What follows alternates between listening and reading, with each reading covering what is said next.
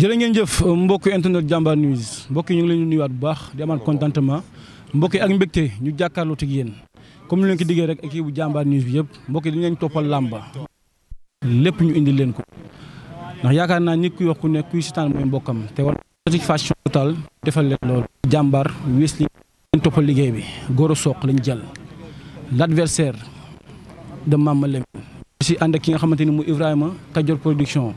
ñu koy ñaan bu baax a baax moom Kajoor production bis bi yàlla na dàq si bisam yëpp si barke Seydina Mohamed di ko ñaanalaat comme ni koy waxee gars yi rek mu nekk jeune bi nga xamante ni jot na réew mi ñaanal ko jot na Jambar News nga ñaanal ñu Mansour yàlla kanal ko yàlla defal ko jàmm si barke Seydina Mohamed mbokk yi tey jii dañuy waxtaan ak Gora ndax gëj na génn bu mu jëlee combat beeg léegi gëj na génn mais comme ñun rek suñu liggéey rek dañuy xool toujours rek li nga xam ne raar si écran yi ñu indi leen ko waxtaan seeg moom dañ koy nuyu bàyyi ko mu nuyu ak yéen ñu waxtaan ak moom fan la toll si wàccaay bi diggante ak Mama Lamine tarkindaa bu mag bi Gora maa ngi lay nuyu di la ziar.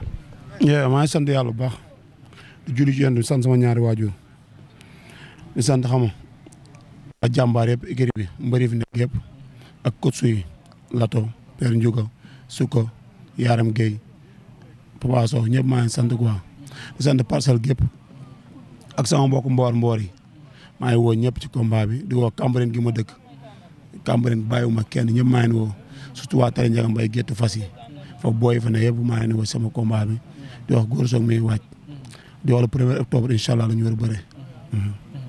après ce combat yaag Fils de Balla boobaag léegi xaar bi yàggoon toog bi yàggoon diggante entre temps diggante boobaag léegi ban bilan nga jot a tiré si Gora Sock lu mu war changé lu mu war defaraat si saison bi nga xamante ni fa la jëm. waaw làmb la rek comme man moom lu may wax tout le temps rek ndog-ndog daal na ci ndog-ndog boobu damay sant yàlla quoi yàgg naa bëre du ma gan ci làmb am na lu ma dalan bëre naa ko combat bi jàll na loolu mënum jox sama combat ak Mama Lamine le 1er octobre ci laa nekk te lu ma lu paase te lu ma nekk sama kanam incha allah rabbi. si combat boobu la ñu taxaw Gora nga raar gisatuñ la bi nga jëlee Mama Lamine ak léegi yaa ngi say entraînement ku la gis ku nekk xam ni carrément macha allah instant bu combat bi nekkoon demee pare nga lan la adversaire bi moo toll ni ñu mel wala dafa am li nga xamante ni da nga ko yoral waa parcelle war leen ko delloo wala lan la. comme lu may wax rek man dama may kii ma def loo may def di ma bàyyi lu may bàyyi kon sa jour naa ne ci forme. mais ngay bëri adversaire bi nga xam ne dafa soxla parce que bëri na ay combat mi ñuy tëgg bu demee ba combat bi jógee si digganteem ak Garga digganteem ak keneen ak keneen bu demee ba combat bi jógee si combat am yàqu mu soxla das fanaanal boobu ak léegi est-ce que yaa ngi bàyyi xel loolu. waaw loolu moom maa ko ci mas. bëre dafa métti mais man moom waxuma loolu. li ma mooy le 1er octobre su bëree dama koy daal incha allah bu xeexee ma duma ko deuxièmement combat bu gaawee ci man la su yeexee ci man la maa ko mën maa ko dool maa ko dàq bëri te dama koy wan. mais Gora nga tekk fan. bilaay wallaay dama koy wan. nga tekk fan yow. non dama xam sama bopp. bu bëree nga daan ko bu su xeexee ma duma ko ba man ni ma koy door a daan. te bu bëreewul sama nga fekk fu mu. non moom bu ko neexee na arbitre mu taxaw di léew te wuti saako ma wuti ko moom mooy xool. Gora tarkindaa bi nga am de. man yooyu xoola salagan yooyu nekkuma ci man làmb ji ba mu daj laax man xooluma yooyu man fu ne jaar naa fa def naa lu ne yooyu safuma le 1er octobre rek laay xaar. xam nga ku la yombaloo combat bi ku ne bëggu la. man mi koy bëre maa ko yombul te xam ko te xam fi may bëre ak moom. te da nga kaa yombalal nii. non dama ne yombul moom man maa xam fi may bëre ak moom te dinaa ko jàpp daan ko. xam nga daal foo koy jaar. dégg nga la daan moo gën a yomb mën naa koo duma sax. duma Mama Lamine ak lu diggante ak Bour Sine lu ma woon Bour Sine. te bokkuñ moom day làmbaatu. Mama Lamine day xeex day bëri. noo xeexul day làmbaatu. nee na ngaa dugg si moom te xamoo ko. non loolu moom ñemewu ko wax moom. loolu la wax de saa dafa làqatu conserver boppam. non man dama lay wax ñaar rek làmb ji daa may slogan yi nit ñi jël te man yooyu nekkuma si. déjà ay mbër bi ko victoire yi mu tegle. dañuy xool yan dayo mbër la bëri ak ñan la daan. nit mën a 10 combats 10 victoire mais doo si génne benn mbër bu baax. mais moom daan na ay mbër yu baax. waxuma moom daanu mbër bu baax de nangu na Mama Lamine daan na mbër yu baax mais làmb na ko daf 10 combats mënoo génne benn mbër bu baax man ne sama yoon dama ko bëre danay champion daf lu nekk jël làmb bu nekk dem équipe nationale daf lu nekk man maam ni ko ma ndogal nag moom ma daan ci combat bi maam ci gaañu ma nekkaan mais dama ne incha allah le 1er octobre xam ne man maam duñu ay nawle. ci bëri le premier da ngay faxas rek dem xooli leneen. dama ko dàq bëre te dama koy jaay ni mu mën a bëree wan ko ci biir géew bi daan ko. mais fan nga teg yàq dàq bëri ma loolu laa bëgg a comprendre fan nga ko teg si lan nga ko teg lu ñu waa parcelle die li nga xamante ni nekkul woon si yow jamono ji nga xam ni loolu mu ngi si yow moo tax foo taxaw ni yaa dàq Mama Lamine bëri foo teg loolu. kenn déewu man maa xam sama bopp xam sama valeur xam lu mooy posé xam ñi may kontaagal xam ci équipe bu ma nekk moom da ngay yow gëm nee na yow da ngay kii nii rek gëmatoo sax làmb. kan moom nee na moom waxul làmb sax yow gëmatoo da ngay kii xëbal nii. gën na ci géew bi de même su ma daanu moom gën na ci géew bi de. mais moom loolu nee na loolu taxul mu perte repère mu koy wax na ko. ba mu ko paree day bu ko perdoon dina toog gàn ba heure bi combat de 3 semaines. mais day entraîné dafa doxalu. non dafa wut ay mbëru Guinée di contact moom foofu rek mais bu ñëwee fii na fi mbëru ñuul yaa ngi fi de. nga am ñu lay informé que dafa am ay Guinée yu muy contact. ay fi dëgg dafa am lan ñu fi kii. yaa ngi lijjanti sa adversaire de kon. non lijjanti moo sax booy ñoo koy lijjanti booy mafia yu ndaw yi ñoo koy lijjanti rek. non yóbbalu ma leen ñoom njin mbay ñoo koy lijjanti de ak ñoom gars yi ñoo koy lijjanti de leer laa la wax. góor gars yi tëj kaas bi rek yàgg moom la kese ngeen des. dama ne bu ñu tëjee kaas mo duma ko maa ne da koy daan loolu koy maa la ko wax moom lu mu bëgg dama koy indil su bañee bëre day bëre bu bañee xeex day xeex moom kay mooy choisir moom. man kay li may wax rek moom ci jóguma damaa tooy lay bañ ci combat bi na ñëw bëre comme ci maam moom yëpp rek ñun ñaa ñëpp métti na si ñun combat bu renfant mais nañ ko ñëw bëre ci ngor ak fulla ak fayda rek. mais loolu bi tamit amul leneen lu mu lay jaaxal. Mama Lamine waaw ñaata yoon laa gis indi 3 fi nga xam ne dafa loolu romb naa ko ba taay fi indi 3 parcelle fii. mu war a bëre yow nekk indi 3. non xam naa dafay man soxla rek est-ce que soxna si dëkk fi. mais góor yow combat bi da nga am confiance dafa am da ngay dégage li nga xamante ni man gëj naa ko gis sa ay événement xamante ni man gëj naa ko gis góor a soog dégage ko. confiance moo nekk ci man ci li man la mos a nekk. dama ne le 1er octobre maa ngi woo Cambérène gépp ak lu Bayti Rasoul gépp foofu nga xam ne man ba ma fa ñëwee ba léegi amu fa benn jeex ay nit ñu ma bëgg lañ ñoo xam ne ñu sonn ci man jox ma cër ma delloo leen seen cër li fa sëñ bi bañ ma bañ la leen ko di woo sama mbokk mboor ma xam ne mosu ñoo deltu ginnaaw mboor moom ci jàmbar ak am jom lañ ko xam di woo waa parcelle gépp waaw ba 26 di woo ci combat bi ku mel ne góor mi sama ginnaaw waaw. non da nga war a wax si combat bi parce que combat bi dafa Mama Lamine dafa gëj a bëre soxla bëre bëgg ñëwaat ci làmba te nee na si yow la ko bëgg a jaaralee at bi ni prip góor soq Mama Lamine yéen ñaan ngeen sam seen tànk. ok ma bañ arbitre muy daw di jigéen di saako ak arrière. non Mama Lamine moom du la dawal. maa gaaw a sonn nag yooyu loolu laa ciy bañ de. est-ce que ba ma dalee bëri mos ngaa gis ma arbitre sur le mbër ma wuti ko moom mu taxaw mos nga ko gis mosoo ko gis de. Mama Lamine de xam naa ne moom fa laa koy gisee. ñu de. ba ñu dëgër la yor de. man li ma wax jóguma ci suñ bëree sib su ma daan buñ bëree buntu Pikine ma daan buñ bëree arrêté sama ma daan. incha allah arrêté mu egg bu ne cëpp buñ bëree ma daan ko loolu kay maa la ko wax man la premier rek laay xaar. waaye yow man daw laa am sama doole mën a bëre am condition ñeme amul benn mbër bu ne ci daan bu ma ëpp doole man. mais confiance bi nga am ni est-ce que du la trompé. ban trompé man ma bëre ay jàmbaar yi ko ëpp doole gën koo tëb ba ñuy tëg nag takk seen diggante daan jàpp du ma leen benn maanaam ci sàdd daan leen. mais Mama Lamine boo bëggee jël lépp góor soo ko bëgg jox sa bopp. boo ko jox bëri beeg doole beeg lépp bëgg mais Mama Lamine lan la am si combat. combat bi joxuma ko dara lu mu ci am moom na ko gérer boobu mais man joxuma ko ci combat bi dara lépp dama ko jël sama bopp en mai combat bii samay matuwaay laa ci jël aw ma ci mbokk aw ma ci xarit aw ma ci ku ma ciy rus rusuma ci nit. yaa ngi jël daal sa bopp. maa ko jël sama bopp te maa koy bëri sama incha allah rabbi te le 1er octobre lay xam ne combat maa ko jël sama bopp. waaye tarkindaay bu ñu bàyyeekoo jàmm gën ñëw arène nationale. man Cambérène laa dëkk de foofu amul koy daw de Mboor amul koy daw de te parcelle fii amul koy daw te parcelle jàmbaar yëpp nga fi gudduñ toll jàmbaar yëpp ñu ngi parcelle. jàmbaar yëpp dañoo tëj nekk say booloo doon benn. nekk benn topp seen ginnaaw mag ñi di dóorandoo di xàccandoo. may ragal kenn nga dugg stade gars yi commencé yuuxu góor a soq bi nga patiné. kon mooy patiné man ma jël sac ba taay dem région bu nekk bëre àll bu nekk fanaan fa di jël ay nag di jël lamb yu ne nga am ay damay patiné doon gàddu sama sac nga ma ay patiné ci benn combat. lan ngay wax Ibrahima Diop si bili bis. waaw di ko ñaan rek wér di ko ñaan xama lamb métti na si moom quoi mais nag xama combat bi incha allah rabi dañ ko fay borom bu soobee yàlla. combat bi daal dana am moom. waaw incha allah man dama ne la lépp luy mbër maa ko bële supporter mën naa ko may supporter waaw non dafa mos a xaaj arène nationale bi dafa am waaye yow. tarkindaay bi mais tamit bu jugee tamit tarkindaay bi kay topp. dama bëgg gars yi topp ko nag dama bëgg gars yi topp ko comme ñoom Lewis ak. ay ñoom Siteu kay ñëpp a koy ñoom Lewis ak ñoom Siteu may koy supporter mu waaw déglu ma ñëw.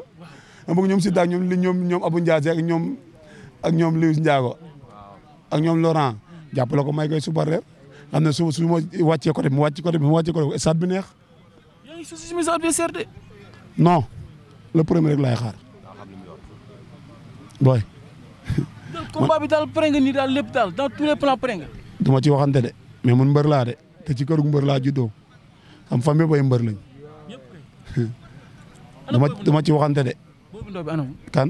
sa jarbaat bi. tal mi ngi fi tal ak sama ndijaay aada yëpp ñu ngi fi waaw. waaw. booy boobu bu nekk si moom.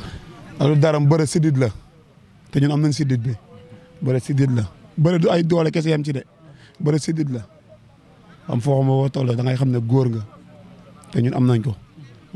lan ngay mujjee wax Mama Lamine si combat bi bu bëree bu xeexee lu mu mën a def lan nga ko siy mujj wax si loolu yëpp. waaw mu jógee Gambie ci jàmm rek ñëw nag fii nag ñu commencé tàngal combat yu bëre. non man moom lu mu liggéey faale man moom maa ngi fii gars yi di ma liggéeyloo. ay bal laa gis sax muy tël bal. bal lan te nekkul jour tànk yi isbaar tànk yi oyoful rek. non da lay wan ni instant dafa mobile rek. mobile yow da nga mënul tël yow te moo doole. ah waaw jeex na dama ne maa ngi sant. non baa ma sant rek. waaw ca ba. combat la 5 novembre bi kay fële nga wax si Ama Baldé Modou Lô.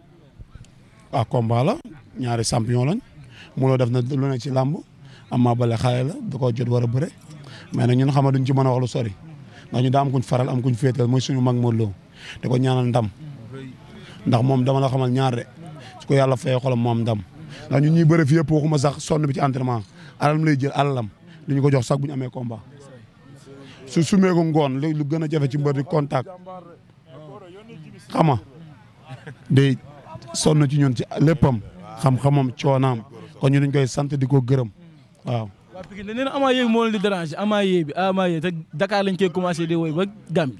nañ bàyyi ba le 1er octobre jàllee après ñu door a wax ci loolu bu loolu jàllee boo bëggee ma ñëw ci combat bi. bu ma bëggee jël si la ñu waxtaan li nga xamante ni mooy combat spécial. ma ñëw ci combat président. mooy président bi président lamb ji fi premier ministre. ah fii nañ ko jox Laye Pythagore rek. Laye Pythagore waaw. kan mooy ministre des sports ak yooyu noonu. non ministre des sports man la moom. yaay jël lépp. waaw. Fana moom boo leen koy jox. non daa bëgg xaalis ministre de finance. xaalis rek lay wër. waaw ministre de finance laa ko jox de. kii gan Agogo. ah. député laa koy fal de. député. waaw. salaire am dana tuuti de kon. ah aada booy boole ay maire yooyu laa ko bëgg a jox. ah booy booy da ngay def kii rek. maire Mbawar. macha allah ñu ñëw gisaat fi beneen forte mobilisation. maanaam fi nga xamante ni mooy jàmbaar. mois bi ñu nekk saison bi dafa tëj. écrit boo demoon tey benn nga fay fekk wala ñaar ñuy entraîner mais tey ñu ñëw fekk leen ngeen def mobilisation bu am solo di entraîner doo ensemble lan ngeen bëgg si saison bi ñu jëm. waaw waaj rek ñun ci loxo lañ nekk. dañu ci écrit boo xam matuwaay yëpp a ngi fi. waaw rek wala déet moo fi am. def loo mais ci supporter laay njëkk supporter du Parcelles yi. sa su dee ñëw fi di seetaan si entraînement te loolu dañ ci am contentement ndax xam nga nit moom su wàccee bàyyi liggéey bi ñëw di seet cant la quoi Parcelles gépp maa ngi sant di woo nag waa Mbeyaar gi quoi loolu maa ngi ko teg ci loxo Odo.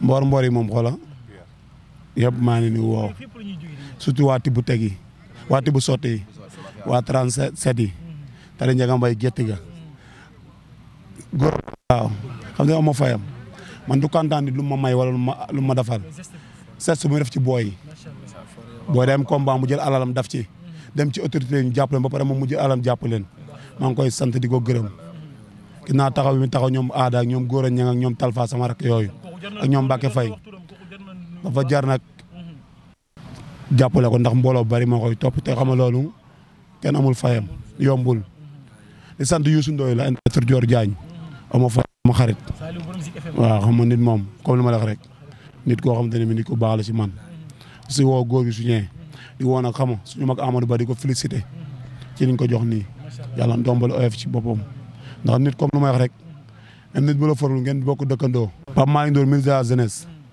sama xarit la quoi kooku sa jur ma jox ndax saa mu bëgg a dem këram dem fa su ma bëggee dem ci moom dem si mais maa ngi koy woo ci combat bi mu jàppale ma ndax comme man lu may wax rek tout le temps combat laaju ma ci ku may xaalis mais de sama poche yooyu su paree yi may desal ci koñ bi laa bëgg mu jóge fi dama bëgg booy ndaw yi nga gis ne booy nga xam dañuy jaayante di live 2002 même 3 ñoom seen i waajur ñëw gars yi jël leen billet ñu jëm stade xam nga di woo mairie Cambérène di ko dun paate ni ko ñun gox bi ñu dëkk yàlla fa yàlla teg gis na nag yaa ngi jóg di liggéey mais dañoo bëgg liggéey bi gën a dooleeku kantaa beneen laa ko mos a gisee te moo ñëwoon suñu kër sax mais lu ak cant la quoi te am na yëg-yëg boobu ba ñëw suñu kër deuxièmement di sant président écurie bi Mame Père Ba xam ne ba ma dalee bëre ba léegi loxo musul jóg ci man ak bépp doomu Parcelles ak Mansour Ba di sant sama doom baay ak sama mbokk mboor yëpp di sant Ousseynou Laye ak Bas da Abdou Ndiaye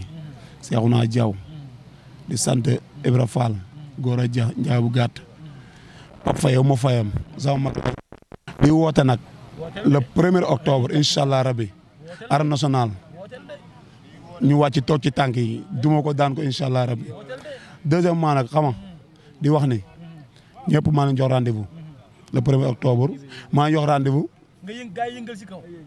si suuf dama koy gérer incha allah waaw dama koy gérer deuxièmement di combat di woo sama rakk yi du ma woo ay aada ak ay talfana ñoo dëkk mais di woo ko mel ne Gora Niang Mbacke Faye Agago di woo Anaconda di woo Petit Lo Albouri samay rakk la ñoom ñu maa ngi woo Sara Diop Parcelles gépp benn bopp la xam nga dama woo leen ni ma Modou Lo nekk sama kilifa noonu laa nekk seen kilifa moo tax ma am droit woo leen waaw. waaw kon maa ngi sant quoi. kontaan nañ ci yow. waaw jërëjëf. jibi noonu ñëwee liggéey bi jóge nañ si Gora Sock dañuy xaraat beneen invité rek indiwaat ka fii nga xamante ni mooy jàmbaar mbokk yi abonné leen ndax liggéey bi day doog a commencé ak waa Jàmbaar News dara du yomb saison bi ñu ñëw ça va chauffer te lépp fii lay xewee bul fàtte ni lépp xale koy def jaay ngeen jëf.